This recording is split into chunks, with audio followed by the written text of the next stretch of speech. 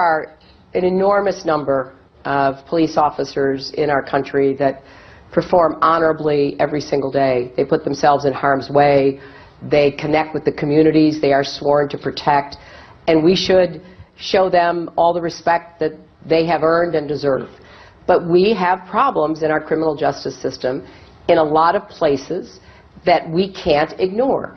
All right, folks, that's one of her more tame statements. Joining us now, Bernard Kerik, former commissioner of the NYPD, former interim minister of Interior of Iraq, and former senior policy advisor to the U.S. presidential envoy to Iraq. Good to see you, sir. Thanks, Steve. Always great to have you here. All right, let's start with Hillary here. That, as I said, was very tame by her standards. She's talked about how police, in cases that have been adjudicated, where cops have been cleared, one in particular, she travels around with a bunch of mothers whose children died, the woman who hanged herself in Texas, blaming that on the police. Another instance that the cop was cleared, she says the cop beat him and then shot him, when that's been adjudicated. So she's running hard against the police. You know, I find it pretty upsetting, especially given today's March 2nd. March 2nd last year, no cops had been shot and killed up until this day last year. This year, 12. 12 cops have been shot and killed in the line of duty. A number of others have been killed in the line of duty. There's no outrage, no comments by Ms. Clinton, no comments by the administration, no comments by anyone.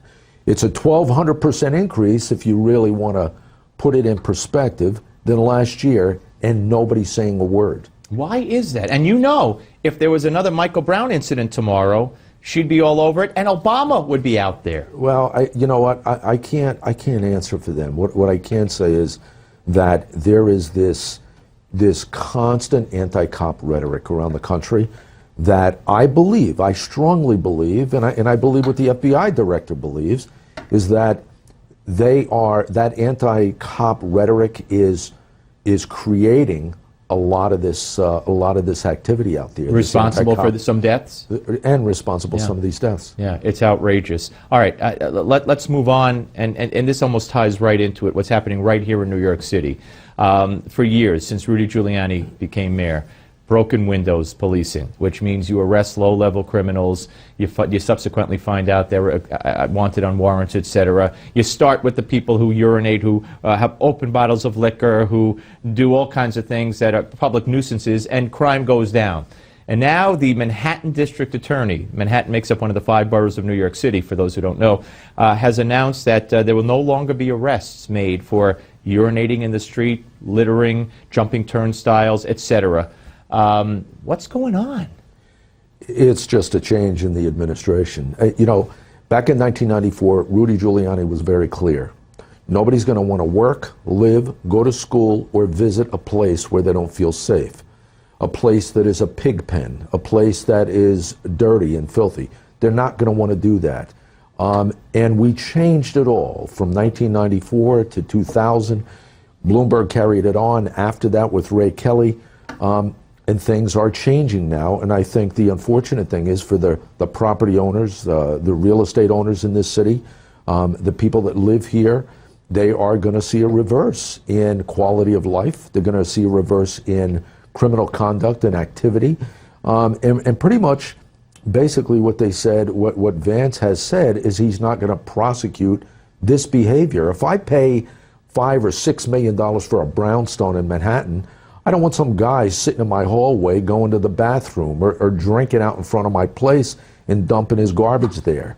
I just think it's wrong. I don't know what they're thinking. And what's worse is 2 things. One, that they've broadcast this. They've now sent a message, because in the past they really don't arrest for that anyway. But now they've come out and said in Manhattan, and Cyrus Vance is the guy you're talking about, the DA, said, we're not going to arrest you for this, so POA, basically. Yeah, you know what, Steve, I can't explain it. And the reality is, a lot of those people weren't arrested. They get a summons, right. You pay the summons, you're held accountable, and you go about your business. So that's the way it's always been. So why publicize this like as if it's a big change, and let the people, put them on notice that they could get away with this stuff?